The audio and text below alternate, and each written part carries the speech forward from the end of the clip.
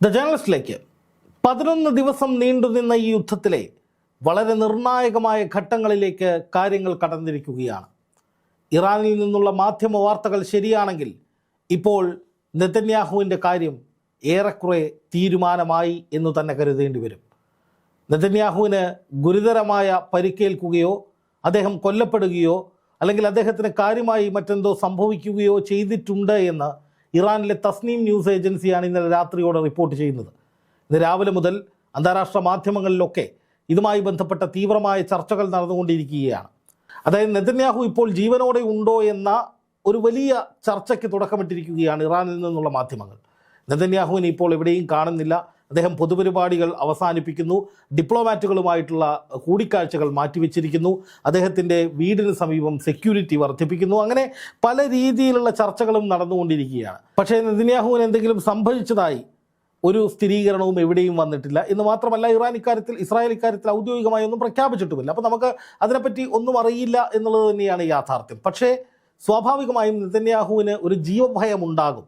അല്ലെങ്കിൽ ഇസ്രായേലിൻ്റെ ഇപ്പോഴത്തെ നാശനഷ്ടങ്ങൾ കണ്ട് വല്ലാത്ത രീതിയിലുള്ള സമ്മർദ്ദവും ഭയവും ആശങ്കയും ഒരു ഭരണാധികാരി എന്ന നിലയിൽ നെതന്യാഹുവിന് തീർച്ചയായും ഉണ്ടാകും എന്ന് തന്നെ പറയേണ്ടി വരും. കാരണം ഈ യുദ്ധത്തിൻ്റെ കാരണക്കാരൻ, ഈ യുദ്ധത്തിൻ്റെ മൂലകാരണം അത് ഇസ്രായേൽ പ്രധാനമന്ത്രി ബെഞ്ചമിൻ നെതന്യാഹു തന്നെയാണ്. വളരെ സമാധാനപരമായി പോയിക്കൊണ്ടിരുന്ന നമ്മുടെ പശ്ചിമേഷ്യയിൽ ഭീതിയുടെയും ആശങ്കയുടെയും ദുരിതത്തിൻ്റെയും കാറ്റ് വീശിച്ചത്, അല്ലെങ്കിൽ അതിന് കാരണമാകുന്ന വിധത്തിൽ ഈ യുദ്ധം ആരംഭിച്ചത് നെതന്യാഹുവിൻ്റെ ഒരൊറ്റ പിടിവാശിയുടെ പുറത്തായിരുന്നു. ഇറാൻ ആണവായുധങ്ങൾ ഉണ്ടാക്കുന്നു എന്ന തരത്തിലുള്ള പ്രചാരണങ്ങൾ, ഇറാൻ ബാലിസ്റ്റിക് മിസൈലുകൾ നിർമ്മിച്ച് വലിയ അളവിൽ ശേഖരിച്ചു കൊണ്ടിരിക്കുകയാണ് എന്ന് കണ്ടെത്തൽ, ഇറാൻ്റെ ശക്തി 10 മടങ്ങായി വർദ്ധിച്ചു കൊണ്ടിരിക്കുകയാണ് എന്ന് കണ്ടെത്തിയതോടെ ഉണ്ടായ ഭയം, ഇതൊക്കെയാണ് നെതന്യാഹുവിനെ കൊണ്ട് ട്രംപിനോട് യുദ്ധം ചെയ്യാനുള്ള നിരന്തരമായ സമ്മർദ്ദങ്ങൾ നൽകുന്നതിലേക്ക് എത്തിച്ചത്. അങ്ങനെ ട്രംപ് യുദ്ധം ചെയ്യാൻ തീരുമാനിക്കുമ്പോൾ നെതന്യാഹു വിചാരിച്ചത് ഇറാനെ അതിവേഗത്തിൽ നശിപ്പിക്കാൻ കഴിയും, ഇറാനിൽ തങ്ങൾക്ക് കൂടി അനുകൂലമായൊരു ഭരണകൂടത്തെ കൊണ്ടുവരാൻ കഴിയും. അങ്ങനെ ഇനി ഒരിക്കലും ഒരു സുരക്ഷാ ഭീഷണിയും ഇല്ലാത്ത വിധത്തിലേക്ക് ഇസ്രായേൽ മാറും. ലോകത്ത് തങ്ങളെ തകർക്കാൻ ഇറങ്ങി പുറപ്പെട്ടൊരു വലിയ ശക്തിയെ തങ്ങൾ മുട്ടുകുത്തിക്കും. ഇതൊക്കെയായിരുന്നു നെതന്യാഹുവിൻ്റെ പദ്ധതി, നെതന്യാഹുവിൻ്റെ മനസ്സിലുണ്ടായിരുന്ന കാര്യങ്ങൾ. പക്ഷേ അയത്തുള്ള അലി ഖാംനെയി കൊല്ലപ്പെടുകയും 40ഓളം ഉന്നതരെയും ആ കൂടെ വധിക്കുകയും ചെയ്തപ്പോഴൊക്കെ നെതന്യാഹു വലിയ ആഹ്ലാദത്തിലായിരുന്നു, സന്തോഷത്തിലായിരുന്നു.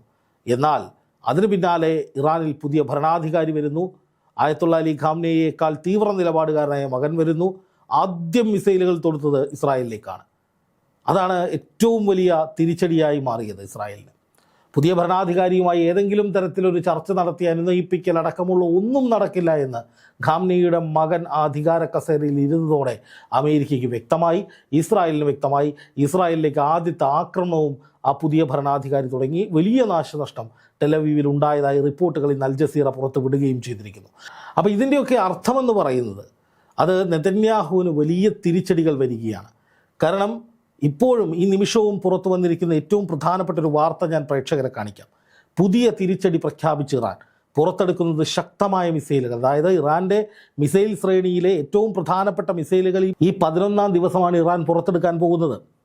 അതായത് ഇറാനും ഇസ്രായേലും അമേരിക്കയുമൊക്കെ തങ്ങളുടെ പ്രഹരശേഷിയുടെ പരമാവധി പ്രഹരിക്കുകയും അവരുടെ വ്യോമപ്രതിരോധ സംവിധാനങ്ങൾ പരമാവധി ഉപയോഗിക്കുകയും ചെയ്ത് ദുർബലമായിക്കൊണ്ടിരിക്കുമ്പോഴാണ് ഇറാൻ അവരുടെ മിസൈൽ സിറ്റിയും അവരുടെ മറ്റ് സങ്കേതങ്ങളിൽ ഒളിപ്പിച്ചു വെച്ചിരിക്കുന്ന അതിനൂതനമായിട്ടുള്ള സാമഗ്രികളുമൊക്കെ എടുത്ത് പുറത്തിട്ടിട്ട് യുദ്ധം കടുപ്പിക്കാൻ പോവുകയാണെന്ന് സൂചന നൽകുന്നത്. മറുവശത്ത് അമേരിക്കയിൽ നിന്നുള്ള ഒരു ടെലിവിഷൻ ചാനലിൽ ട്രംപ് പറഞ്ഞത് യുദ്ധം എത്രയും പെട്ടെന്ന് തീരും, ഞങ്ങൾ വിജയിച്ചു എന്നൊക്കെയാണ്. പക്ഷേ ഇറാൻ പറഞ്ഞു ഒന്നും നടക്കാൻ പോകുന്നില്ല, ഞങ്ങളിതേ തുടങ്ങിയിട്ടേ ഉള്ളൂ, നിങ്ങൾ യുദ്ധം ചെയ്തിട്ട് പോയാൽ മതി. ആ നിലയിലാണ് ഇപ്പോൾ ഇറാൻ്റെ നീക്കം.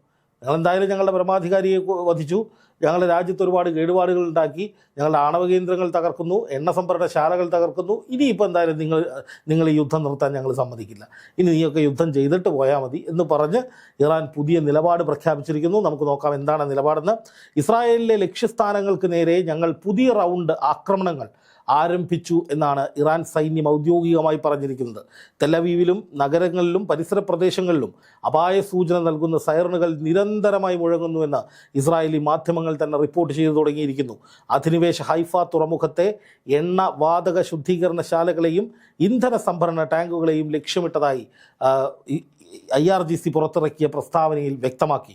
വ്യോമസേന വിന്യസിച്ച ഡ്രോണുകൾ ഉപയോഗിച്ച് വലിയ തിരിച്ചടികൾ നടന്നുകൊണ്ടിരിക്കുകയാണ്. നോക്കുക, ഇറാൻ്റെ എണ്ണ സംഭരണശാലകൾക്കും എണ്ണ ശുദ്ധീകരണ കേന്ദ്രങ്ങൾക്കും നേരെ കഴിഞ്ഞ ദിവസം ഇസ്രായേൽ ഒരു ആക്രമണം നടത്തിയിരുന്നു. അതിന് അതേ നാണയത്തിൽ അടിക്ക് തിരിച്ചടി എന്ന നിലയിൽ കനത്ത തിരിച്ചടി ഇസ്രായേലിന് നൽകുന്ന വിധത്തിലാണ് ഇപ്പോൾ ഈ ആക്രമണങ്ങൾ നടക്കുന്നത് എന്നുള്ളതാണ് ഏറ്റവും പ്രധാനപ്പെട്ട കാര്യം. അതായത് ഒരു തരത്തിലുള്ള വിട്ടുവീഴ്ചയ്ക്കും ഇറാൻ സന്നദ്ധമല്ല എന്ന് അവരുടെ ആക്രമണ ശൈലിയിലൂടെ തന്നെ നമുക്ക് വ്യക്തമാക്കാവുന്നതാണ്. ഈ ഘട്ടത്തിലാണ് ട്രംപ് വന്നിട്ട് യുദ്ധം ഇപ്പോൾ അവസാനിക്കും എന്ന നിലയിലേക്ക് പറയുന്നത്. ഇന്ന് വൈകിട്ട് മറ്റൊരു പ്രസ്താവനയും ട്രംപ് നടത്തുകയാണ്. ഞങ്ങൾ ചർച്ചകൾ നടത്താൻ പോവുകയാണ്, റഷ്യൻ പ്രസിഡന്റ് വ്ളാഡിമിർ പുടിൻ എന്തോ ഞങ്ങളോട് അഭ്യർത്ഥന നടത്തി എന്ന മട്ടിലൊക്കെ എല്ലാവരും എൻ്റെ കാൽക്കൽ വീഴുകയാണ്, വിശാല മനസ്കനായ ആശാൻ എല്ലാവരോടും ക്ഷമിക്കുകയാണ് എന്ന ഒരു സ്ഥിതിവിശേഷം ഉണ്ടാക്കാനാണ് അമേരിക്കയുടെ ലക്ഷ്യം. പക്ഷേ യാഥാർത്ഥ്യം എന്താണെന്ന് നമുക്കൊക്കെ അറിയാം. അമേരിക്കയ്ക്ക് കനത്ത തിരിച്ചടിയാണ്. ഈ ലോകം മുഴുവൻ വലിയ പ്രതിസന്ധിയിലേക്ക് പോവുകയാണ്. അതുകൊണ്ട് തന്നെ ഈ യുദ്ധം തുടങ്ങിയതിൻ്റെ ഉത്തരവാദിത്തത്തിൽ നിന്ന് ട്രംപിന് ഒഴിഞ്ഞു മാറാൻ കഴിയില്ല. ഇനിയും പ്രതിസന്ധി രൂക്ഷമായി കനത്ത സാമ്പത്തിക മാന്ദ്യമടക്കം വന്നാൽ അമേരിക്കയിലെ ജനങ്ങൾ ട്രംപിനെ കൈകാര്യം ചെയ്യുമോ എന്ന് പോലും സംശയിക്കേണ്ടിയിരിക്കുന്നു. കാരണം അവിടെ ജനങ്ങളിൽ ഈ യുദ്ധത്തിനെതിരെ വലിയ പ്രതിഷേധമുണ്ട്. 25% ആളുകൾ മാത്രമേ ട്രംപിൻ്റെ ഈ നീക്കങ്ങൾ അമേരിക്കയിൽ പിന്തുണയ്ക്കുന്നുള്ളൂ എന്നാണ് ഏറ്റവും ഒടുവിൽ പുറത്തു വന്ന സർവേയിൽ പോലും പറയുന്നത്. അപ്പോൾ ഇങ്ങനെ ഒരു യുദ്ധം വേണ്ട എന്ന് തന്നെയാണ് ലോകത്തിൻ്റെ നിലപാട്. ഇപ്പോൾ അറബ് രാജ്യങ്ങളും കനത്ത സമ്മർദ്ദം ട്രംപിന് നേരെ കൊടുക്കുന്നുണ്ട്. ആ ഘട്ടത്തിലാണ് ഇപ്പോൾ ഗുരുതരമായ പ്രതിസന്ധി എന്ന നിലയിൽ ഇറാൻ ആക്രമണങ്ങൾ കടുപ്പിക്കുന്നത്. ഇപ്പം ഞാൻ ടൈറ്റിൽ പറയുന്നുണ്ട്, നെതന്യാഹു സ്വാഹ എന്ന് പറയുന്നത് വേറൊന്നും കൊണ്ടല്ല, ഇസ്രായേൽ അതീവ ഗുരുതരമായ അവസ്ഥയിലേക്ക് പോകാൻ വേണ്ടി പോവുകയാണ്. ഏറ്റവും ശക്തമായ ആയുധങ്ങൾ ഇറാൻ ഇപ്പോഴാണ് എടുക്കുന്നത്.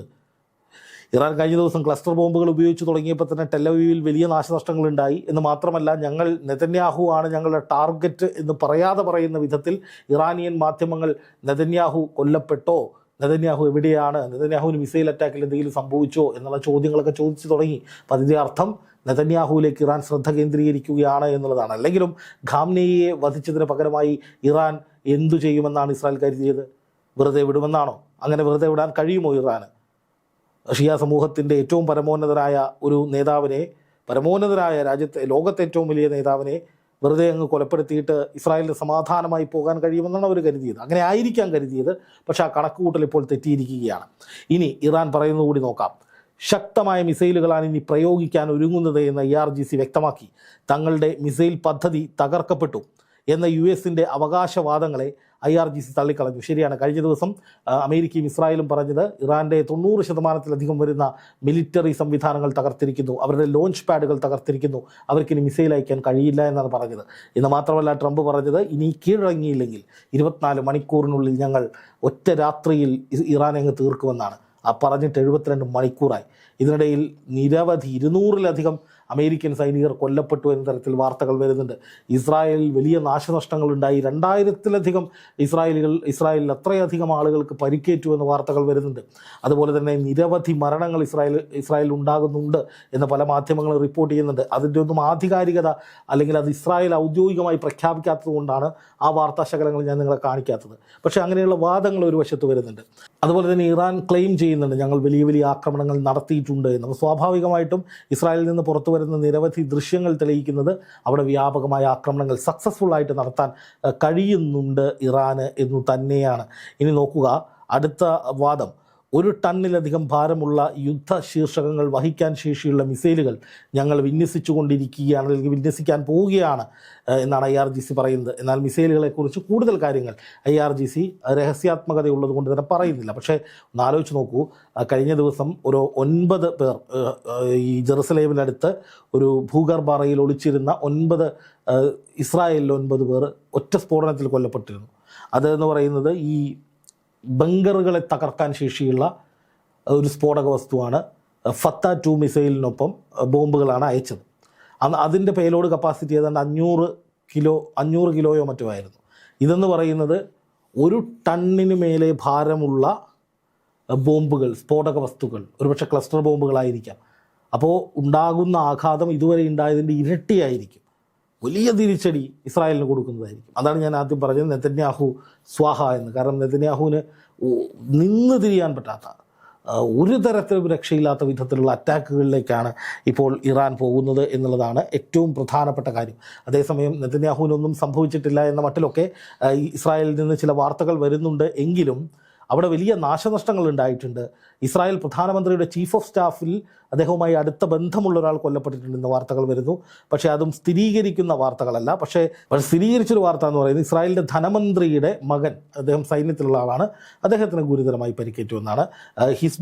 ഹിസ്ബുള്ളയുടെ ആക്രമണത്തിലാണ് അദ്ദേഹത്തിന് പരിക്കേൽക്കുന്നത്. അപ്പോൾ ഹിസ്ബുള്ളയും ഒരേ സമയം ശക്തമായ ആക്രമണങ്ങൾ നടത്തിക്കൊണ്ടിരിക്കുകയാണ് എന്ന് തന്നെയാണ് ഇപ്പോൾ മനസ്സിലാകുന്നത്. അപ്പോൾ ഇസ്രായേലിനും വലിയ തോതിൽ നാശനഷ്ടങ്ങൾ ഉണ്ടായി തുടങ്ങിയിട്ടുണ്ട്. അമേരിക്കൻ സൈനിക കേന്ദ്രങ്ങളിലും വളരെ പ്രിസൈസ്ഡ് ആയിട്ടുള്ള അറ്റാക്ക് ഉണ്ടാകുന്നുണ്ട്. അത് റഷ്യയുടെ സാങ്കേതിക സഹായത്തിൻ്റെ അടിസ്ഥാനത്തിലാണ് ഇത്രയും കൃത്യതയോടുകൂടിയുള്ള ശക്തമായ ആക്രമണങ്ങൾ, ലക്ഷ്യത്തിലെത്തിച്ച് വിജയിപ്പിക്കുന്ന ആക്രമണങ്ങൾ തുടരുന്നത് എന്നാണ് പുറത്തു വരുന്ന വിവരം. അതായത് ഇപ്പോൾ ഇറാൻ നടത്തുന്ന ആക്രമണങ്ങളൊക്കെ ലക്ഷ്യസ്ഥാനം കാണുന്നുണ്ട്, വിജയിക്കുന്നുണ്ട്. അത് ചൈനയുടെയും റഷ്യയുടെയും കറക്റ്റായിട്ടുള്ള പിന്തുണയെ തുടർന്നാണ് എന്ന് തന്നെയാണ് വിലയിരുത്തൽ. എന്തായാലും ഇനിയും ശക്തമായ ആക്രമണങ്ങൾ ഇറാൻ ഇസ്രായേലിലേക്ക് നടത്തും എന്ന വിവരങ്ങൾ വരികയാണ്. അത് നെതന്യാഹുവിനെ സംബന്ധിച്ച് ഈ യുദ്ധം തുടങ്ങി വെച്ച് വിജയിക്കാമെന്ന് കരുതിയ നെതന്യാഹുവിന് കനത്ത പ്രഹരവും തിരിച്ചടിയുമാണ്. അടിക്ക് തിരിച്ചടി എന്ന മട്ടിൽ തന്നെ ഇറാൻ മുന്നോട്ട് പോകുമ്പോൾ പിടിച്ചു നിൽക്കാൻ കഴിയുമോ ഇസ്രായേലിന് അധിക നാൾ എന്നുള്ളതാണ് ഏറ്റവും പ്രധാനപ്പെട്ട ചോദ്യം.